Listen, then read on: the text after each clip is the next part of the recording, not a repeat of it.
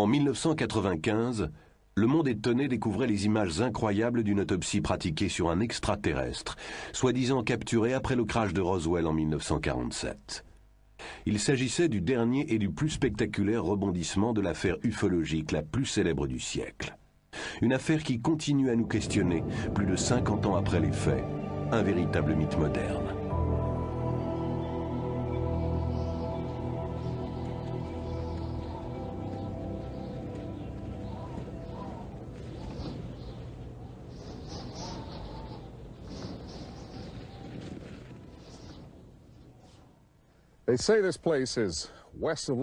Un coin perdu au fin fond de la campagne. Mais il y a longtemps, plus de 40 ans, quelque chose est tombé ici. Et très vite, de Londres à Los Angeles, on entendit parler de ce ranch d'élevage de moutons dans le désert, au nord-ouest de Roswell, au Nouveau-Mexique. Ça s'est passé en 1947 et le mystère demeure aujourd'hui. Mais est-ce bien le cas? Quelqu'un, quelque part, aurait-il la réponse qu'il aurait caché tout ce temps?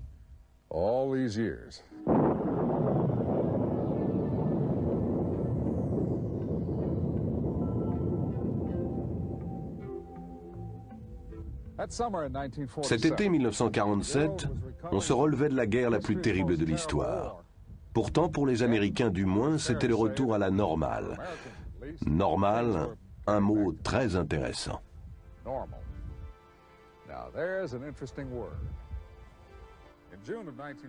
En juin 1947, Kenneth Arnold, pilotant son avion personnel près du mont Rainier, dans l'État de Washington, aperçut quelque chose de tout à fait anormal. Par la suite, il décrivit les 9 objets comme un groupe de disques bondissant à travers le ciel, comme des soucoupes volantes. La presse s'en empara, soucoupe volante. Le mot est resté. Et très vite, on aurait dit que plus les journaux en parlaient, plus on voyait de soucoupes volantes. Ici, au Nouveau-Mexique, en juin-juillet 1947, on a vu des observations multiples de ces disques, ou soucoupes volantes. Des observations peut-être réelles, peut-être pas. Et si on les a bien vues, ces lumières ont pu n'être que des reflets, des phénomènes naturels dus à des transitions de température, comme les mirages. Sinon, si c'était des engins volants, à qui appartenaient-ils et pourquoi ici, au Nouveau-Mexique?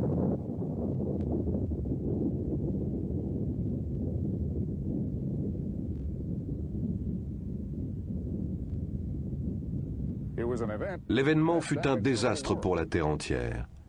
Car depuis cette première bombe d'Hiroshima, nul ne se sent plus en sécurité sur Terre. Alors, c'était prévisible, lorsque les disques volants sont apparus, les militaires américains y ont vu la main des Russes. Mais d'autres avaient une théorie différente. Comme l'a écrit le grand poète John Donne, « Nul homme n'est une île ». Et s'il en allait de même de notre planète? Dans le choc suivant les premières bombes atomiques, pensait-il, par-delà ces vastes océans intersidéraux, il y aurait quelque chose à l'écoute. La première bombe atomique a explosé dans le désert du Nouveau-Mexique, près d'Alamogordo, à 160 km d'ici, au sud-ouest. C'était le 16 juillet 1945, 2 ans peu ou prou avant les premiers signalements de disques volants. Après la guerre, la recherche sur les armements et fusées se poursuivit à Alamogordo et dans une zone voisine du nom de White Sands. On dirait le Sahara. Ça ne l'est pas. On dirait du sable et ça n'en est pas. Ce que vous voyez là, c'est des dunes de gypse blanc. Illusion naturelle voisine d'un autre lieu qui cache son jeu. Le polygone de fusée de White Sands. Après la Seconde Guerre mondiale, les États-Unis ramenèrent plus de 100 savants allemands pour travailler à la conception des fusées. À leur tête, le docteur Werner von Braun, aujourd'hui décédé. Le 16 avril 1946, une première adaptation américaine de la fusée allemande V2 était lancée du polygone d'essai de White Sands. D'autres tirs furent couronnés de succès cette année-là, le 13 juin, le 10 octobre et le 17 décembre. le vol de décembre culmina à une altitude de 18 600 mètres.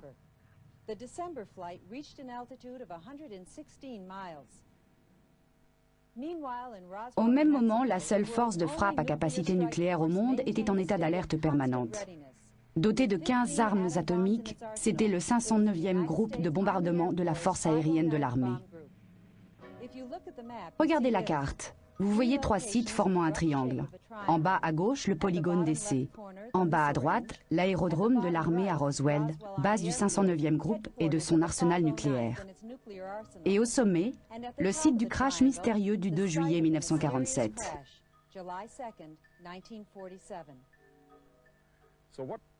Alors, qu'est-ce qui s'est crashé ici? Un appareil de reconnaissance ennemi? Un appareil russe, genre U-2? Cela ne tient pas.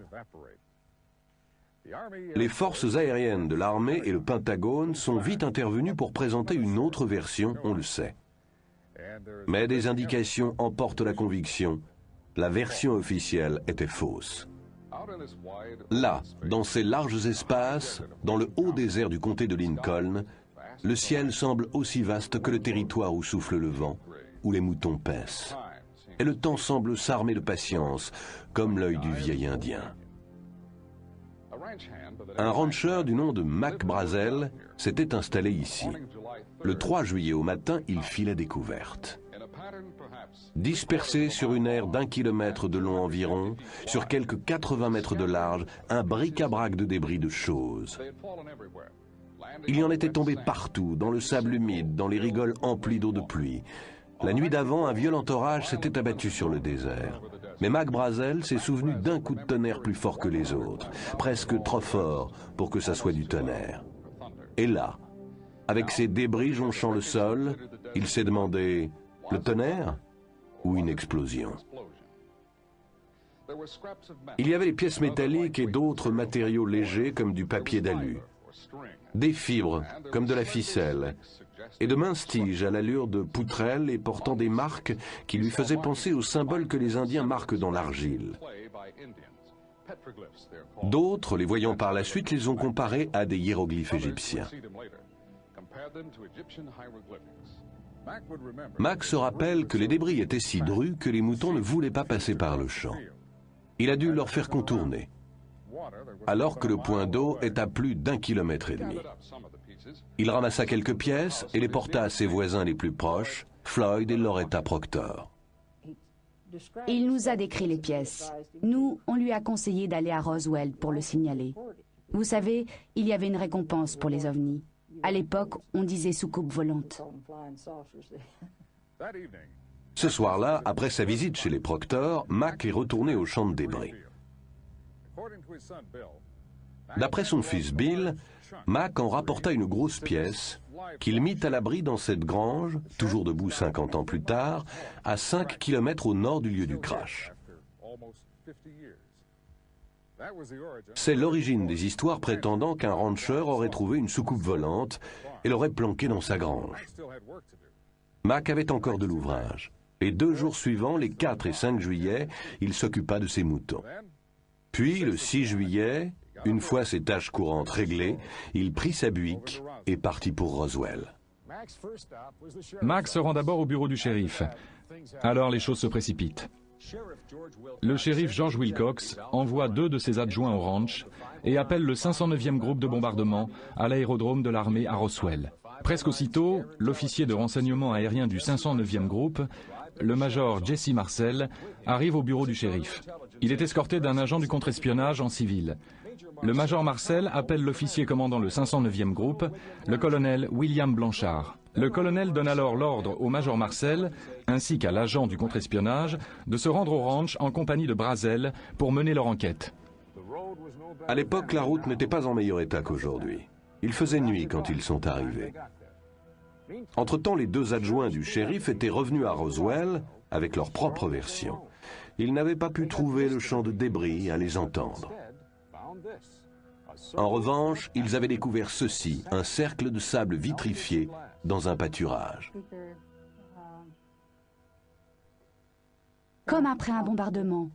Un grand cercle tout brûlé, oui. Le major, le rancher et l'agent du contre-espionnage ont passé la nuit à l'abri pastoral. Plus tard dans la soirée, le major Marcel est venu ici, dans la grange, avec un compteur Gégère pour inspecter la pièce que Mac avait remisée là. Aucune trace de radioactivité.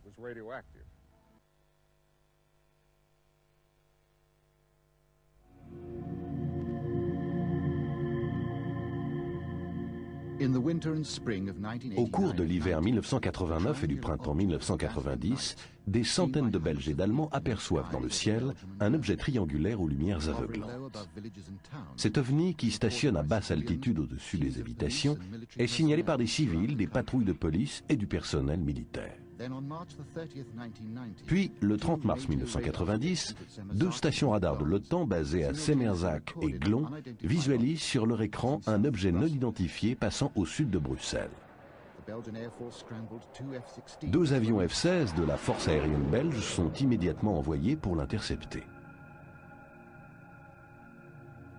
Leur radar accroche un ovni en forme de diamant qui se met à chuter brutalement de 1300 mètres en une seconde. Puis, arrivé à moins de 200 mètres du sol, l'ovni s'évanouit tout à coup des écrans radars. La force aérienne belge n'a trouvé aucune explication. Un scientifique a même estimé que les pilotes ont poursuivi un phénomène atmosphérique rare. Pourtant, la poursuite a duré 75 minutes et l'objet a été observé sur 5 écrans radars au moins. Et puis, il reste le témoignage de centaines de témoins oculaires.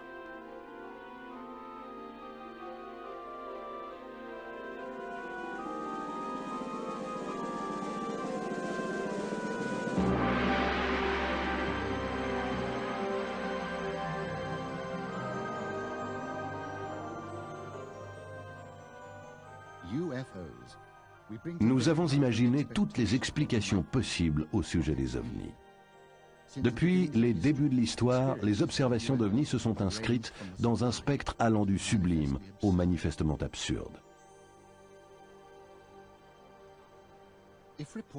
Si l'on doit en croire les rapports, nous sommes l'objet d'une certaine curiosité et chaque année, plusieurs centaines de personnes prétendent avoir fait des observations ovnis.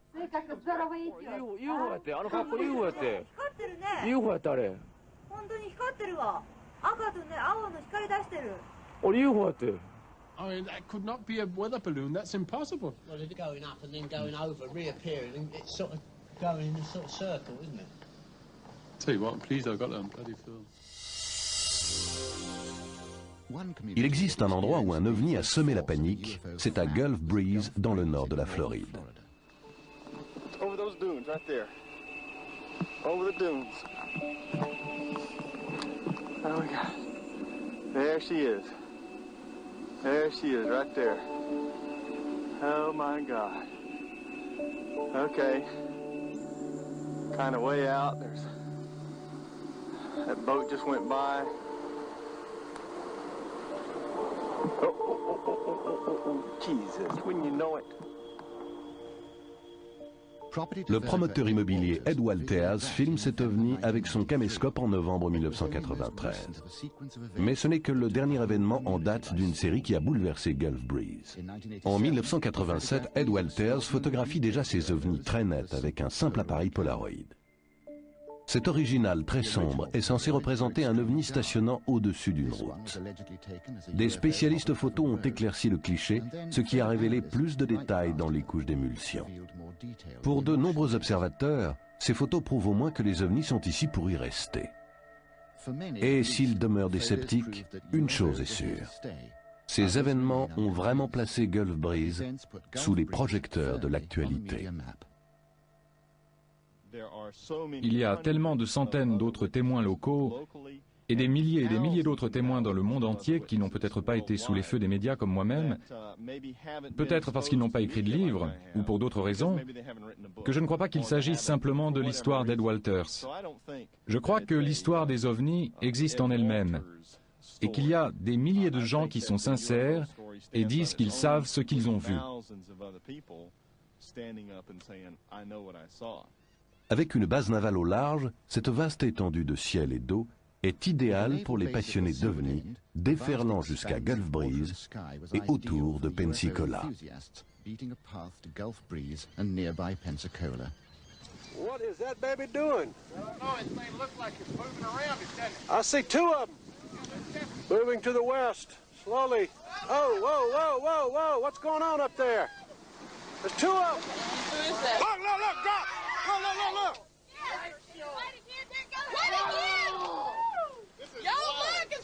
Just drop something out, Gary. Sur les 5 heures d'enregistrement vidéo de Bruce et Ann Morrison, on voit d'étranges lumières manœuvrant au-dessus de la baie. J'étais en train de déjeuner avec une amie un jour au travail. Elle avait entendu parler des apparitions de Gulf Breeze, mais ça n'avait pas encore fait les gros titres des journaux de Pensacola, vous savez. Gulf Breeze est une petite communauté à l'extérieur de Pensacola. Et elle commença à me parler de cet homme à Gulf Breeze, qui avait pris toutes ces magnifiques images. Il y avait eu des articles à ce sujet dans le journal, et je me souviens de ma réaction bizarre. Soudain, j'ai regardé mes bras et j'avais comme des frissons sur tout le corps. C'était une immense sensation d'émerveillement et de stupéfaction.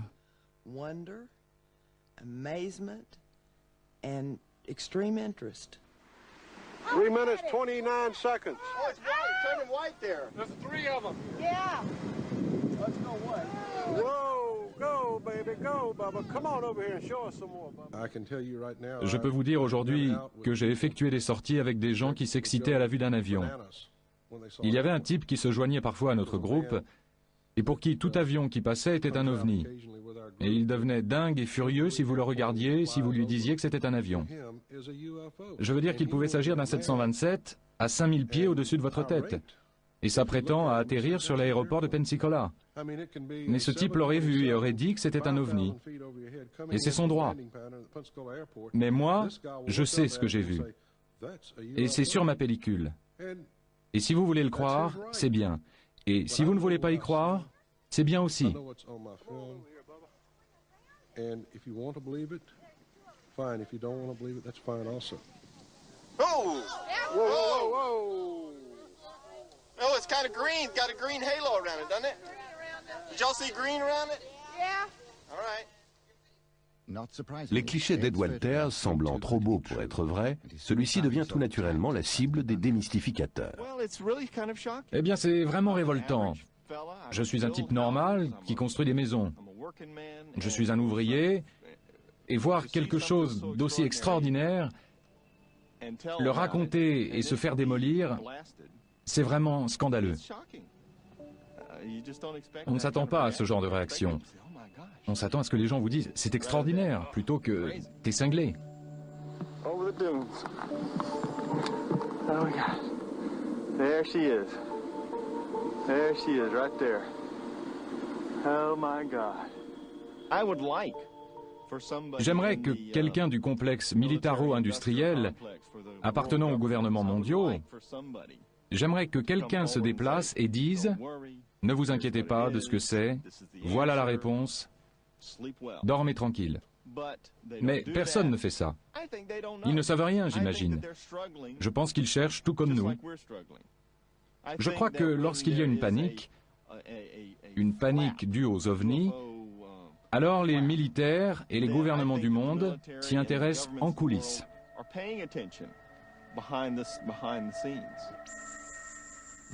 Les relations conflictuelles entre gouvernement et OVNI trouvent leur concrétisation avec le Project Blue Book de l'US Air Force, chargé d'enquêter sur les observations d'OVNI s'étant produites au cours des années 50 et 60.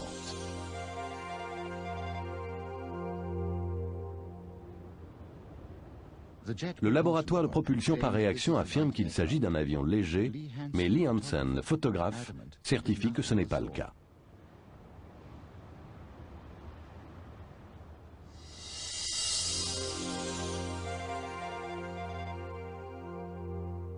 Alors qu'il traverse Monument Valley en voiture, James Waters voit passer un objet brillant à vive allure, suivi d'un autre une seconde plus tard.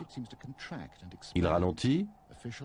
Les objets semblent alors se contracter et se dilater. Explication officielle, il s'agit d'une météorite. Mais 2 météorites peuvent-elles se suivre?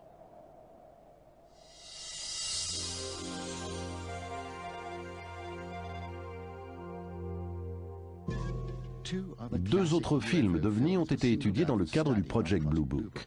L'un pris près des grandes chutes du Montana et l'autre dans le ciel de l'Utah.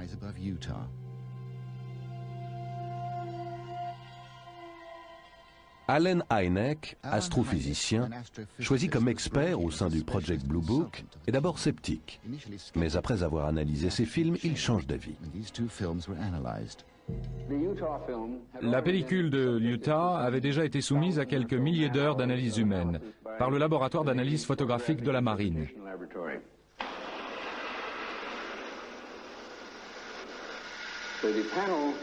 Les membres bondirent de leur chaise et grimpèrent au mur et demandèrent en effet de revoir plusieurs fois la pellicule.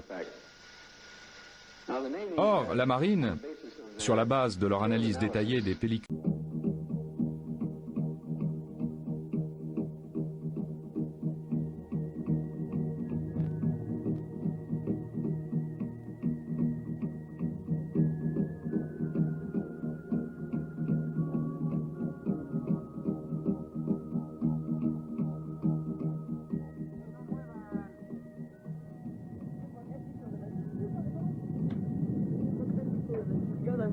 No muevan la camioneta.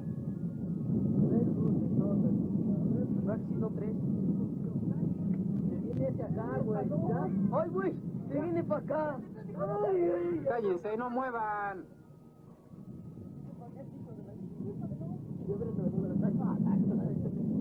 No muevan.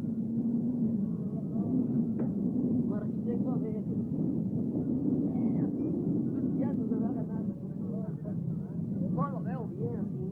De forma de triángulo.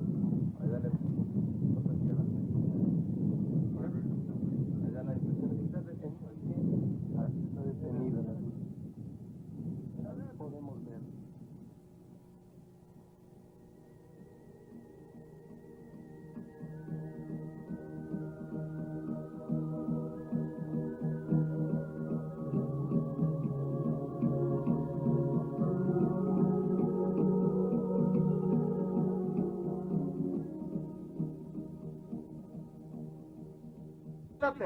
Oh, over there. I think you got the... Just get the national dog.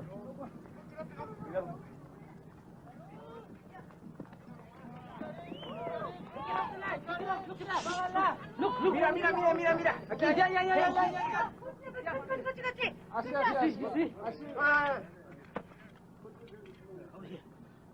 Look at. Take it off the left. You see?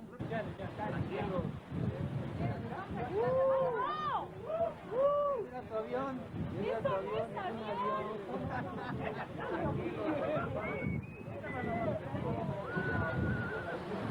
Ese no es un avión, señores. Un avión no da la vuelta. Bueno, pues ya. Pero mira, se está regresando. Ahí te va a pagar. ¡No! ¡Ay, qué maravilla! ¡Se apagó!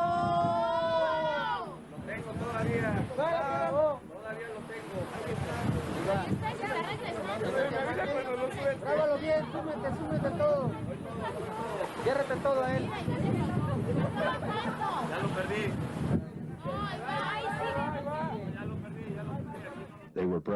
Leur hardiesse coupe le souffle, ils sont de retour. Les objets inconnus concentrent leurs activités près des grands volcans. L'Istatchatil, la femme endormie, le mont Popocatépetl, la sentinelle endormie, qui sont sur le point de se réveiller. Ils sont restés immobiles au-dessus de Puebla, provoquant l'état d'alerte OVNI dans la 4e ville du Mexique.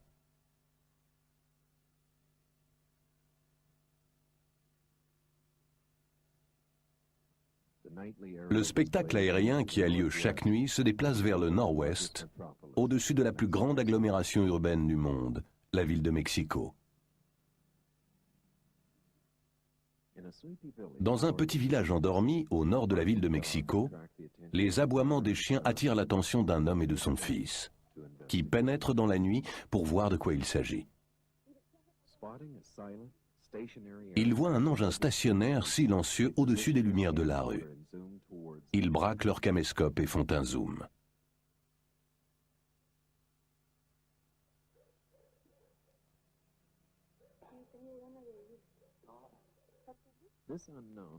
Cet engin inconnu était différent de ceux qu'on avait vus jusque-là. Un seul anneau de lumière autour d'une coque invisible.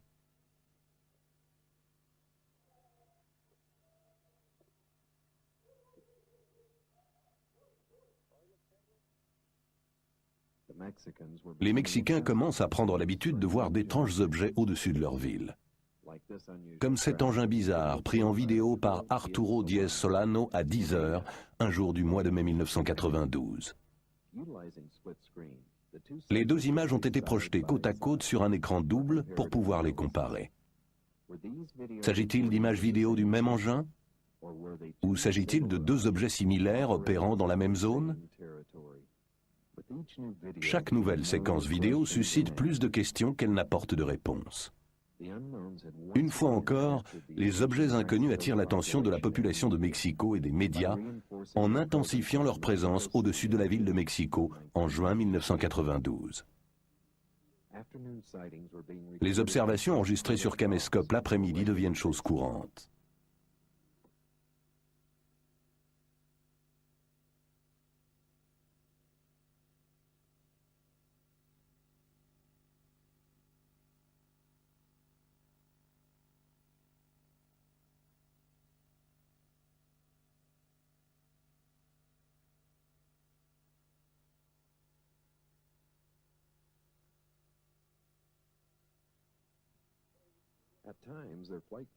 À certains moments, leurs caractéristiques de vol défient toute logique ainsi que les lois de la physique moderne.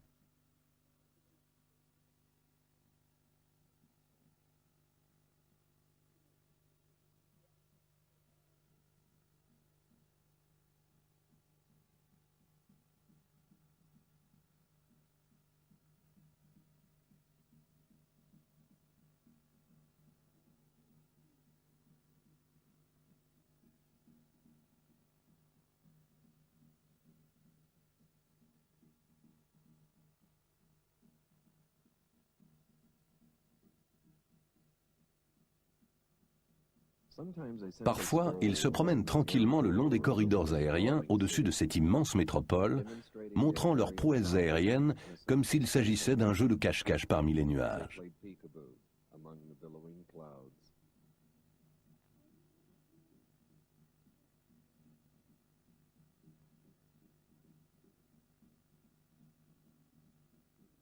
Une fois de plus, en temps réel.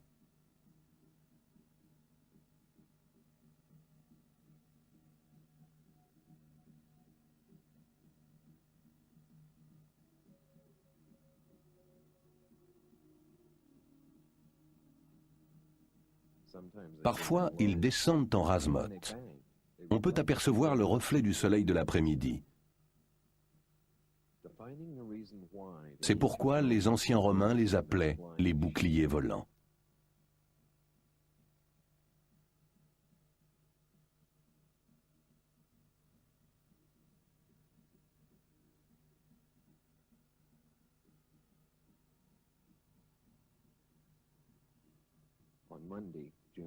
Le lundi 1er juin, cet objet volant non identifié, un ovni, traverse la vallée d'Ajusco, près des centrales électriques et des lignes haute tension.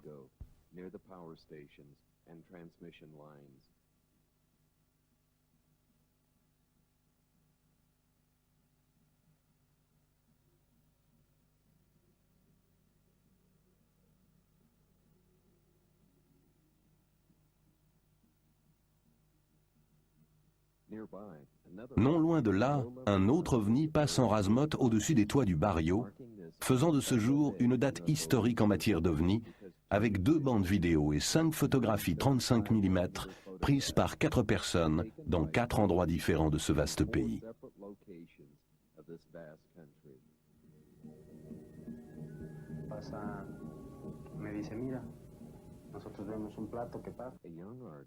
Un jeune artiste, Héctor Carranza, filme en 35 mm ces photographies très spectaculaires d'un objet en forme de disque.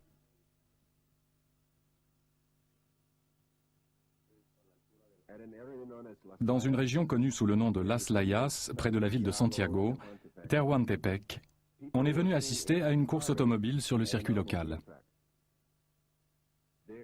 Dans le fond, des forêts, De nombreuses personnes ont vu et raconté avoir vu un disque argenté se dirigeant vers les arbres. C'était un dimanche, le 22 mars 1992. Et il y avait de nombreux témoins.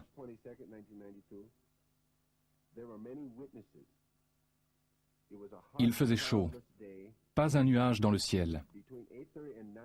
Entre 20h30 et 21h, les témoins racontent avoir vu 3 lumières de couleur qui allaient et venaient dans un mouvement horizontal et qui, en outre, montaient verticalement dans le ciel d'une manière qui aurait été impossible pour un avion ou un hélicoptère. Après 20 ou 30 minutes, les lumières ont disparu en direction de la forêt.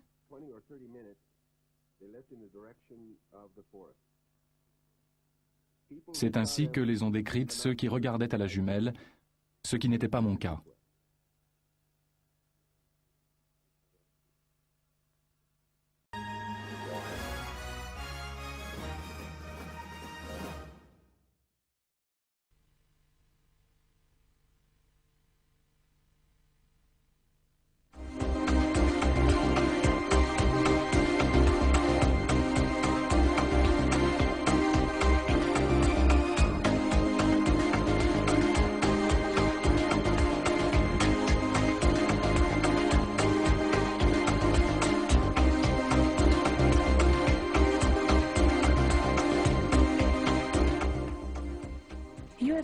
Les ovnis sont partout. 55% des Américains le pensent. Mais que font-ils ici? D'après les enquêteurs, les rencontres rapprochées du 4e type, c'est-à-dire les enlèvements d'êtres humains par des extraterrestres, nous donnent un élément de réponse. Mais dans quel but des visiteurs d'autres planètes viendraient-ils s'emparer des terriens? Nous avons mené l'enquête sur ce terrible dossier.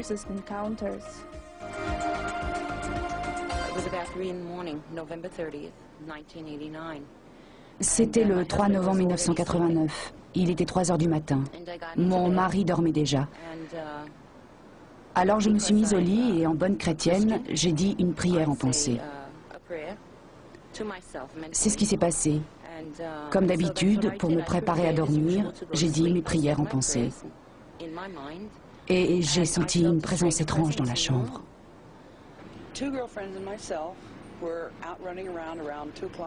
J'étais dehors à 3 heures du matin avec 2 copines dans la campagne. On espionnait un de nos amis. C'était en novembre 77. Je me rappelle, j'ai vu une lumière qui se promenait dans le ciel. Et j'ai dit à ma copine pour rigoler, « Tiens, un ovni ». La copine au volant, ça l'a fait rire. Mais l'autre derrière, elle paniquait. Alors ça aussi, ça nous a fait rigoler. Des ados en crise, quoi, 17 ans.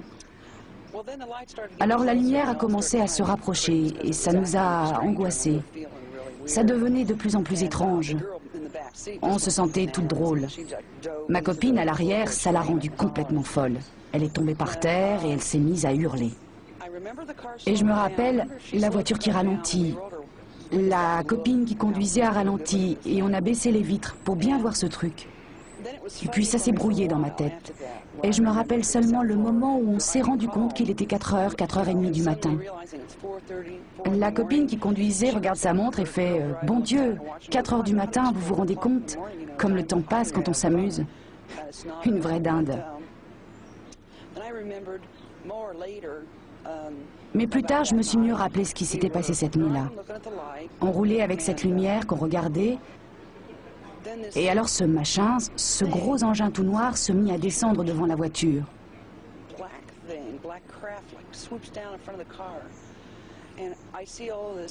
Puis ce fut comme si la voiture rentrait dans le noir. Vous savez, je ne pouvais rien voir dehors. Je me suis sentie comme tirée de la voiture par les jambes. Et plus tard, j'ai fini par me rappeler. J'étais sur une table bizarre dont le plateau semblait tomber et dont les pieds semblaient se relever. Et j'ai senti un truc tout dur, froid qui me pénétrait.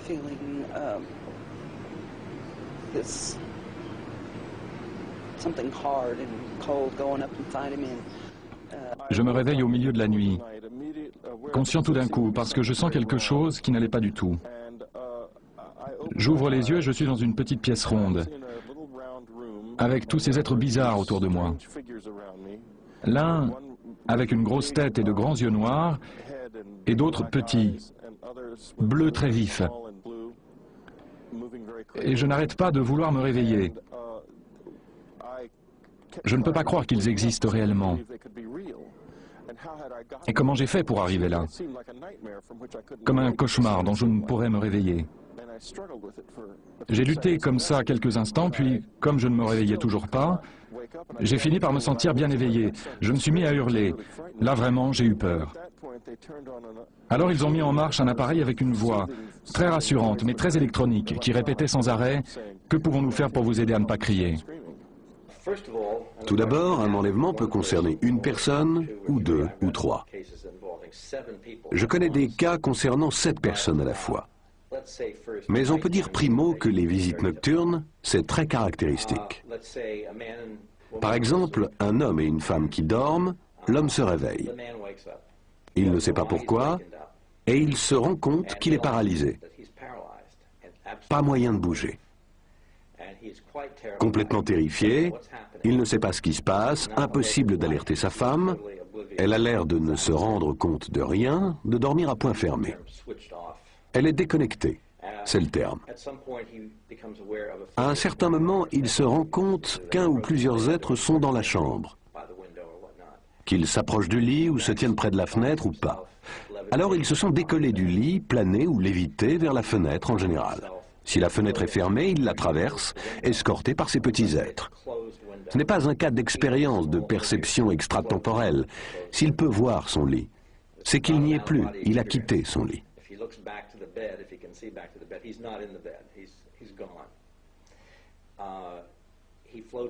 Il sort par la fenêtre en planant, avec en général au dehors une sorte de lumière intense, agissant comme un genre de faisceau attracteur, ou ce que vous voudrez. Et la personne remonte en planée avec les êtres dans l'engin. Il y pénètre en planant, d'ordinaire par une ouverture au-dessous, et il va souvent se retrouver presque aussitôt sur une table entièrement déshabillé. Très peu gardent le souvenir de s'être déshabillé ou de l'avoir été. Il se retrouve sur une table et on procède à une série d'actes médicaux ou paramédicaux visant souvent pour finir l'appareil génital. Si c'est un homme, on placera en général un instrument autour du pénis. Fort souvent, à ce moment, on procède au prélèvement d'un échantillon de sperme, soit de façon douloureuse, soit en induisant l'orgasme. Souvent, il y a insertion de sondes dans les narines ou les oreilles. Toute une série d'autres actes interviennent fréquemment. Parfois, on stimulera des centres nerveux avec activation de divers groupes de muscles. Pourquoi? Nous ne le savons pas.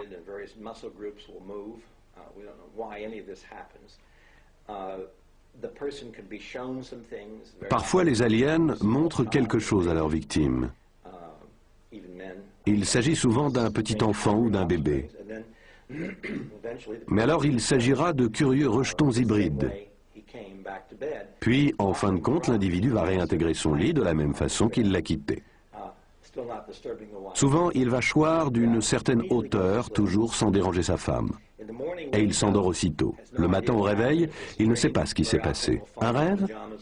Et il retrouve son pyjama par terre, au pied du lit, sans souvenir de l'avoir retiré. Très souvent, l'enlevé a une douleur ou une sensation dans une partie du corps, et il retrouve une petite marque. Voilà une visite nocturne typique. Nous connaissons des centaines de cas de ce genre. En 1991, Bud Hopkins et moi, nous avons voulu savoir combien de personnes ont eu des expériences d'enlèvement, aux États-Unis en tout cas. Dans ce but, nous avons contacté un institut de sondage d'envergure nationale, l'Institut Roper, pour demander à 6000 Américains s'ils avaient connu des expériences semblables à celles que les enlevés disent avoir eues, avant de se rendre compte d'un enlèvement, qu'il s'agisse de se mouvoir sur le plan astral ou la vision de lumières étranges dans une chambre, ou encore d'avoir perdu conscience pendant un laps de temps, des choses de ce type. En définitive, nous avons posé 10 questions et nous avons trouvé que 2% des Américains, pour le moins, ont connu des expériences de ce genre. Bien évidemment, il a fallu examiner au cas par cas pour savoir s'ils avaient fait l'objet d'enlèvement ou non. Mais ça fait beaucoup de monde, ce qui donne à penser que le phénomène doit être fort répandu par ailleurs.